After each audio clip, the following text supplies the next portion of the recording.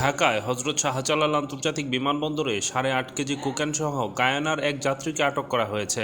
সোমবার গভীর রাতে যাত্রীকে আটক করা হয়। তার নাম MS কারেন পেতুলা স্টাফেন। শুল্ক গোয়েন্দা ও তদন্ত অধিদপ্তর এ তথ্য জানিয়ে বলছে, জব্দ করা কোকেনের দাম প্রায় 130 কোটি টাকা। মঙ্গলবার শুল্ক গোয়েন্দা ও তদন্ত অধিদপ্তরের সংবাদ বিজ্ঞপ্তিতে বলা হয়, গত রাতে অধিদপ্তরের মহাপরিচালকের কাছে গোপনে খবর আসে। বলা হয়, দোহা থেকে কাতার এয়ারওয়েজের একটি উড়োজাহাজ ঢাকায় আসছে।